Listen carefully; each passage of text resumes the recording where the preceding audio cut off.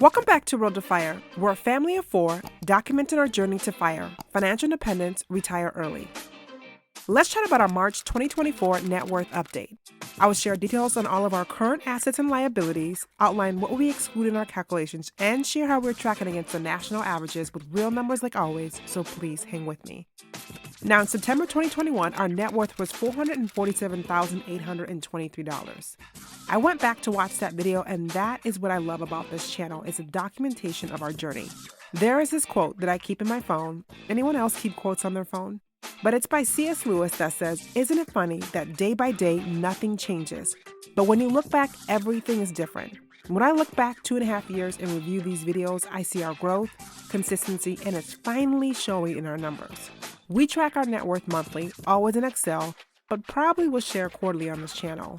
I really want to get away from obsessing about each gain or shift. It's like weighing yourself on the scale every single day. Trust me, I've been there. But because our net worth is heavily weighted in the market by design, we will always have fluctuations. I find that the quarterly view tells a clearer picture. So how often do you check or review your net worth? I'm guessing monthly, but let me know down in the comments. Okay, so calculating your net worth is pretty easy. I always share, especially for those who are new in their financial journey. We track our net worth at the end of the month, but do what's best for you. So to find your net worth, you take your assets minus your liabilities.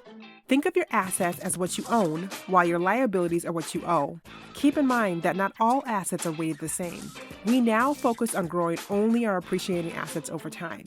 We have also simplified what we actually include in our calculations. But choose the inputs that makes the most sense to you and aligns with your long-term financial plan. Also, your net worth doesn't equal your self-worth. Not sure who said it, but I know it has to be said again. So we have adjusted how we calculate or what we include in our calculations. If you haven't realized, we're trying to simplify everything when it comes to finances, how we budget, how we invest, how we track, and so forth. So here are common items others might include in their net worth, but we don't, mainly because the value of most of these categories of items are forever changing and more than likely in the wrong direction. Another way to say it is we no longer include depreciating assets in our calculations.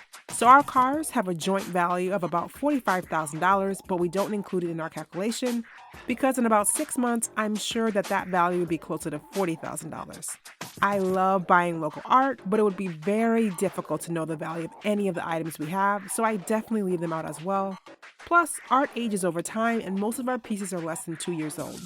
Together, we have 3 laptops plus 3 additional screens.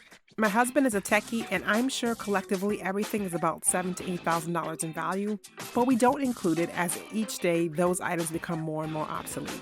Now, jewelry. I have a wedding ring and some other pieces, and I'm guessing 12 years ago when I got married, it would bring in a pretty penny, but I doubt it today. And back in my 20s, I fell in love with designer items and recently have fallen in love with sneakers. It's basically my post-COVID replacement for all my heels. I would say my collection is worth thousands, but I have no plan of selling these items. Essentially, we exclude items we don't plan on selling, and when we do, we'll have little to no value. Okay, before we jump into our numbers, let's look at the average net worth by age. I have no idea why the Feds decided to lump in young millennials and Gen Zers together, but I couldn't find data that broke this out. It's always good to look at the median versus the average. The average can be pulled in either direction of the bell curve based on outliers. And to better understand the numbers, let's focus on the median or the middle number in each age range. For people less than 35 years old, the median net worth is $39,000, and this is about the time that's focused on paying down debt, as well as you're probably really early in your career. For people aged 35 to 44, which entails us, as I'm 35 in a few months and my husband is 36, the median net worth is just north of $135,000. For people aged 45 to 54 or the high earning years, the median net worth is just about $247,000. For people aged 55 to 64 or right before retirement, the median net worth is around $364,000. And for those 65 to 74 and over 75, the median net worth is $409,000 and $335,000. This slight decline is expected as your income declines as you age.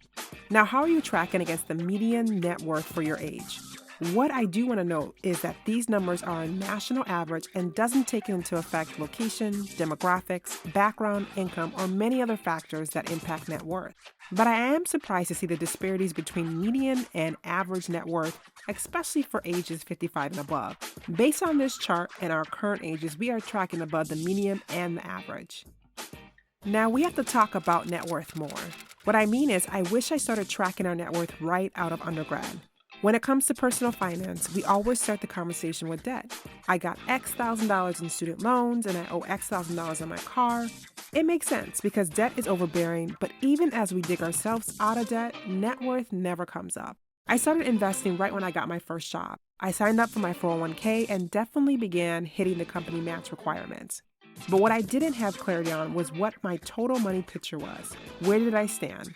Essentially, I didn't know or understand net worth. Your net worth is a good indicator of your financial health. It's almost like your annual physical. You check it to make sure you are marching in the right direction. It gives you a total pulse on all of your financial accounts in one quick snapshot. Now, if you haven't checked or even tracked your net worth, it'd be great to start. If I had started tracking it earlier in my financial journey, I know it would be much farther along on our road to FIRE. So, our assets are made of two main sections. We have large and fixed assets and our liquid assets, also known as our FIRE assets. By design, investments make up the majority of our assets at 42%, followed closely by the value of our primary and rental properties at 28 and 27% respectively. Our large and fixed assets include two assets. First is our primary home that is valued at $432,800. I get this number off of Zillow and update it about once a year or whenever we get our property taxes from our county. Our other asset is our duplex, which is currently valued at $413,100. So our total for large and fixed assets are $845,900. And for our liquid assets, we include our investment portfolio as well as our cash on hand. For cash, we have $1,620 in our checking accounts, which is our buffer for our budget, and about $50,000 in our emergency fund. In total, we have $51,620 of cash in our accounts, mostly within our savings accounts within Capital One. Ideally, we'll have closer to $100,000, but we'll tackle that in the latter half of the year and into the next, as right now we're focusing on investing. In our investment portfolio, we have about $656,000 across all of our accounts, with the majority in our IRAs with Vanguard. So, in total, our liquid assets, also known as our FIRE assets, are at $708,298. For total liabilities, we have our mortgages. We have our mortgage on our primary home, which is at $361,598, and we have our mortgage on our rental property, which is at $317,183. In total, we owe $678,781 on two low-interest homes. So, how much has our net worth grown in the last 2.5 years? Our total assets are at $1.5 million, including our liquid and long-term fixed assets, which is amazing, and a big jump from our last update.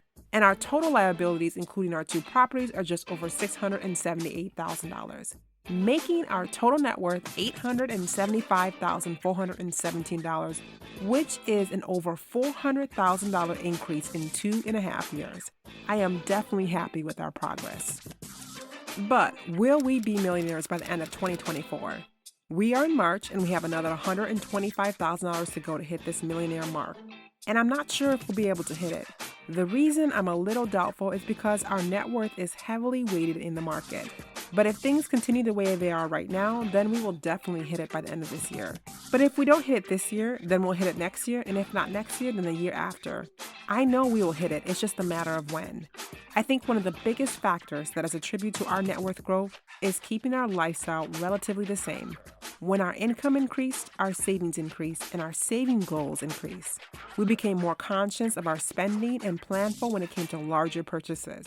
But in my 20s, lifestyle inflation was an issue.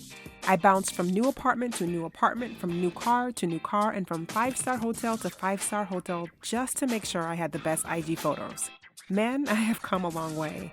My 20s roared by, but we woke up in our early 30s, and I'm definitely grateful. Our simple yet effective investing and budgeting strategy is paying off. Now, if you made it this far, thank you so much for watching. But don't forget to like, comment, and subscribe below. Until next time.